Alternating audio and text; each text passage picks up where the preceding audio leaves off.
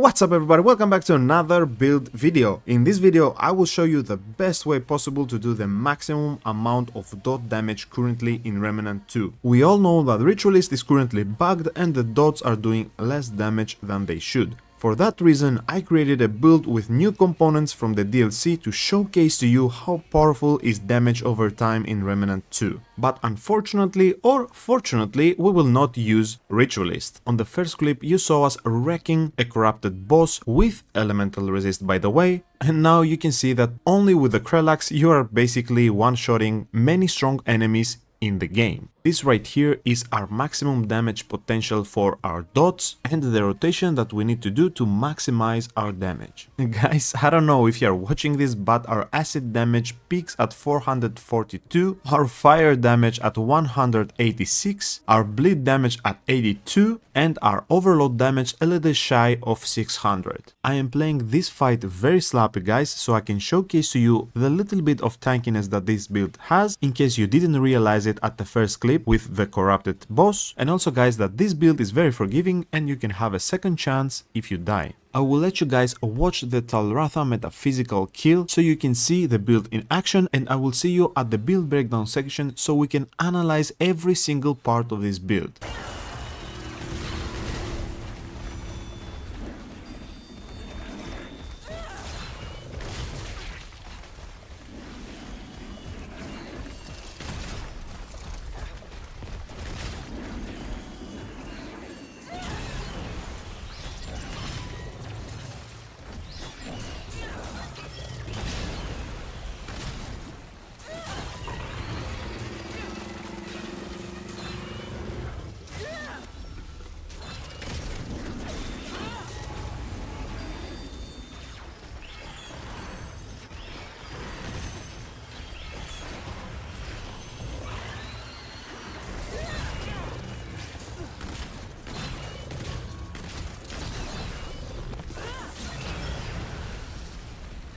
Okay guys, first things first, before I show you the build components one by one, I want to talk about the philosophy of the build and why everything works together so good. First of all, we are very tanky because we are using the Leto Mark II armor, and that's why Challenger is a key component of this build. We get the strong back, which will allow us to have a heavy dodge with 265 armor. Another reason why Challenger is amazing for this build, guys, is because you get a second chance if you die. We also get 25 extra HP from Mad-Tooth Sonic. So this will allow us to tank a lot of damage, guys. The reason why I made this build a little bit more tanky, it's because of you guys. Many people in the comment section said that Chaos, not all of us can dodge so well, we need more tanky builds. So with this build you are able to tank at least 1 or 2 hits from a boss, and even if they kill you, you have a second chance as well. This should be enough tankiness, considering that this is a DPS build and it's not a full tank build. So guys, as you saw, this build has a lot of mechanic involved in it. You need to shoot your axe and then shoot your gun and then shoot your axe and then maybe use your skill or your mod, so you don't have much time to use your relic. This is why Tranquil Heart is amazing for this build. It will give you a passive health regeneration, and if we pair that with regrowth, the healing is very noticeable. And on top of that, we also use Siphoner to get even more health. So this way you never have to use your relic, you are very tanky, you can tank 1 or 2 hits, and then of course you need to dodge the next 2 or 3 hits so you can regenerate your health. But of course, if you are more comfortable with another relic, go for it, guys. This is my suggestion and this is what I felt I needed when I was playing this build. On to the build now, guys. Of course we are using Rampage because it pairs amazing with the Sparkfire shotgun. On the Sparkfire shotgun we are using Twisted Wounds and also Creeping Mist. With the Creeping Mist we will get 25% extra additional status effect damage, which is a key for this build to do insane amount of tick damage. Also guys, we have Twisted Wounds because hitting a weak spot is more consistent than expecting the gun to do crit, so we can corrode the enemy from Faded Wounds. Also, Faded Wounds does less tick damage than the Twisted Wounds. The Twisted Wounds will be at 294 bleed damage over 3.5, and the Faded Wounds will do 66 only for 3.5. So we are pairing our Sparkfire shotgun with the Krell. On the Krell we are using Tainted Blade.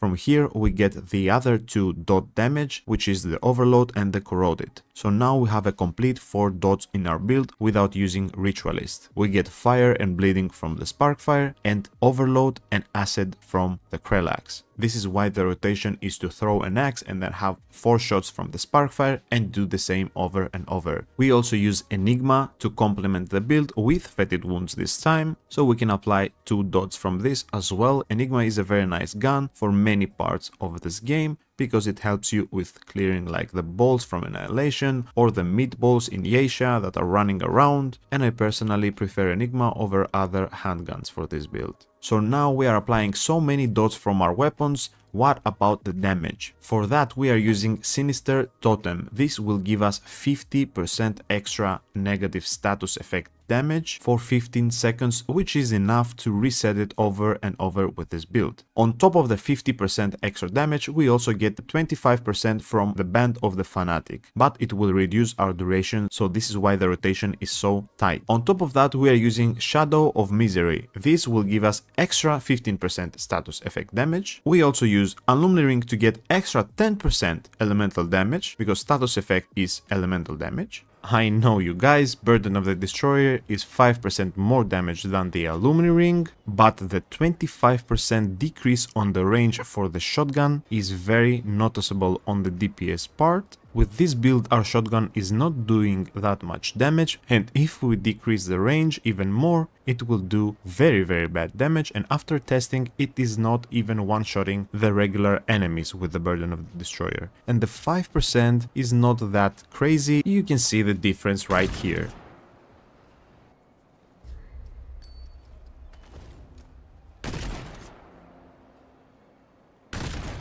And to complete this build beautifully, we will use a Honey Crystal Ring, which will give us 20% extra damage from our 4 dots that we are applying, and this honestly makes our build skyrocket even higher. Also, we get 10 elemental damage extra from our relic, 10% fire rate on our Sparkfire, because the fire dot only lasts for 1 second, so we need to reapply it all the time, and 15% melee attack speed for our Krell axe, so we can have a faster animation and more axe throws. And guys, let's not forget that we also use Creeping Mist, which will give us extra 25% status effect damage. That is combining Alumni Ring with Shadow of Misery. It's huge. Now for the traits, guys, every single trait is very important for this build, so bear with me. Before that, guys, under no circumstance do not level up Affliction, because this is what is bugging the status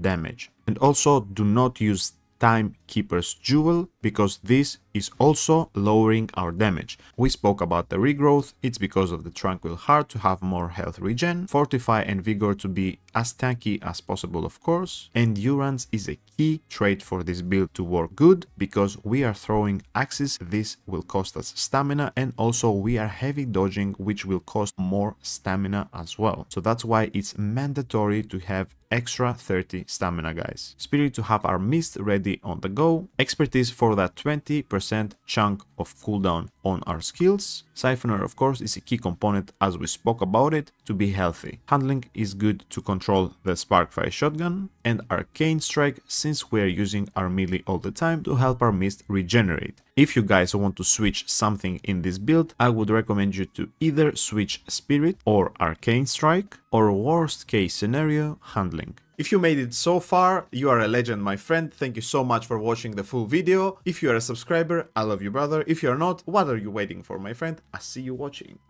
So that's all for this video, guys. I'll see you on the next one. I'm just calling to say I